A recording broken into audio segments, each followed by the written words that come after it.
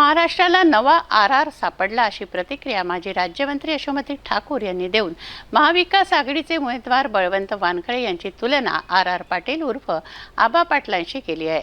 अमरावतीमध्ये धनशक्ती विरुद्ध जनशक्ती असा मुकाबला सुरू आहे। संविधानाच्या रक्षणाकरता अमरावतीचा समृद्ध राजकीय सामाजिक वारशाचं जतन करण्याकरता काँग्रेसचा उमेदवार जीवाचं रान करतोय। महाराष्ट्राने आर पाटील यांच्यासारखा चारित्र्य संपन्न नेता पाहिला। राजकारणातील साधेपणाचं दुसरं नाव म्हणजे आर पाटील असं म्हटलं जायचं। आबा आज आपल्यात नाहीत, मात्र त्यांची छबी मला बळवंत भाऊंमध्ये दिसते। बळवंत भाऊंसारखे कर्मयोगी संत वृत्तीची लोक राजकारणात असली पाहिजेत, संसदेत असली पाहिजेत। अमरावतीकरांच्या खांद्यावर मोठी जबाबदारी आहे अशी प्रतिक्रिया आमदार यशोमती ठाकूर यांनी दिली आहे।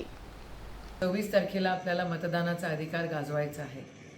माझी आपल्याला सगळ्यांना विनंती आहे की आपल्या अमरावती लोकसभा मतदारसंघातून बळवंतदादा वानखडे, आमदार बळवंतदादा वानखडे हे उभे आहेत।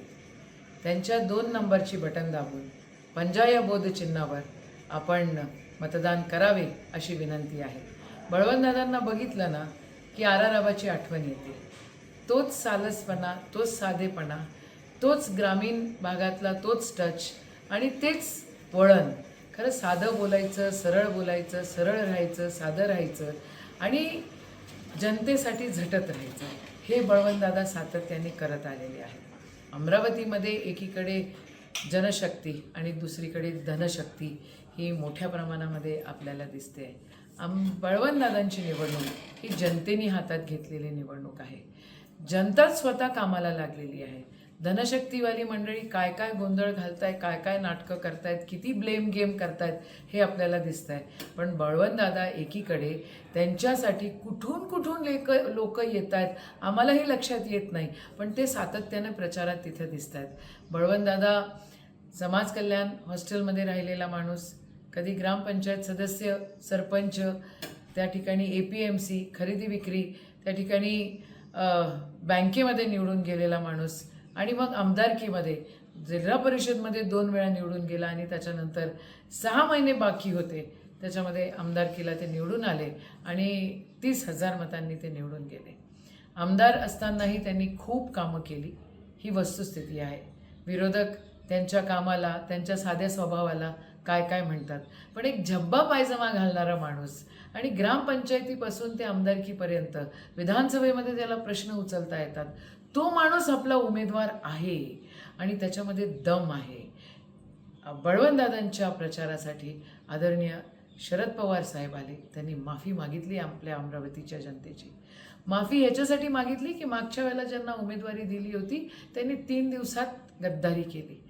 आदरणीय उद्धव ठाकरे साहेब आले आणि त्यांनी हे म्हटलं की बघा, ज्यांनी वाह्यातपणा केला त्या लोकांना आपल्याला दूर ठेवायचं आहे आणि एक सरळ शेतकरी बांधव आपल्यातला निवडून द्यायचा आहे। सन्मान्य राहुलजी पण आले आणि राहुलजींनी आपल्याला सांगितलं की हे संविधान महत्त्वाचं आहे आणि संविधान टिकवण्यासाठी आणि जे विरोधक उभे आहेत आमचे, जे आमच्या विरोधात उभे आहे, खरं विरोधक नाही कारण ते आमचे पर्सनल विरोधक नाही आहे, वैचारिक लढाई आहे आणि इमानदारीची लढाई आहे। एकीकडे तुम्हाला धनशक्ती दिसते, दुसरीकडे तुम्हाला जनशक्ती दिसते। एकीकडे तुम्हाला खोटेरडेपणा दिसतो, दुसरीकडे तुम्हाला साधा सरळ माणूस शेतकऱ्यांची जाण करणारा दिसतो। एकीकडे तुम्हाला नाटकं दिसतात, नाच गाणे दहीहंड्या दिसतात, दुसरीकडे तुम्हाला राब रोजगार हमीमध्ये कशी कामं येतील, त्या ठिकाणी आपल्या मतदारसंघामध्ये जास्तीत जास्त अजून कसं काय रोजगार त्या ठिकाणी निर्माण होईल।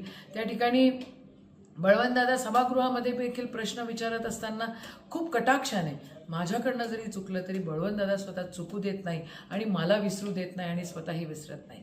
तर हा असा माणूस ज्याची पर्सनॅलिटी खूप जवळ आबाच्या सोबत टॅली होऊ शकते आणि बळवंतदादांना बघितल्यानंतर खरोखर आबा आज आपल्यामध्ये नाही आहे, पण बळवंतदादा वानखडेंना बघितल्यानंतर असं वाटतं की महाराष्ट्राला नवीन आबा मिळालेली आहे का।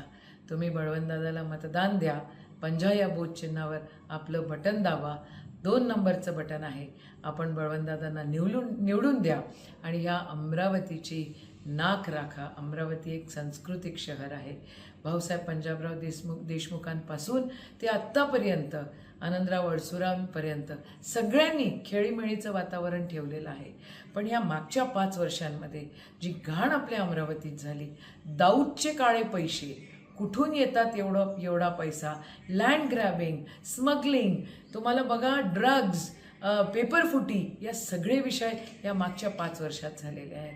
बाबांनो, आपल्याला सर्वांना विनंती आहे की एक आपल्याला पुन्हा एकदा नवीन आर आबा मिळालेला आहे आणि आपल्याला सगळ्यांना विनंती आहे की आबांना, बळवंतदादांना, नवीन आबा आहेत, बळवंतदादांना निवडून द्या. 2 नंबरचं बटन दाबा, पंजा या बोध चिन्हावर आपण आपलं मत द्या आणि या अमरावतीची, आपल्या अमरावतीची, आपण इथे जन्मलो आणि इथंच शेवटचा श्वास घेणार आहे. बाकीची मंडळी कुठून आली, कुठे जातील हे माहिती नाही. या अमरावतीची लाज राखूया, बळवंतदादांना निवडून आणूया. जय हिंद, जय महाराष्ट्र.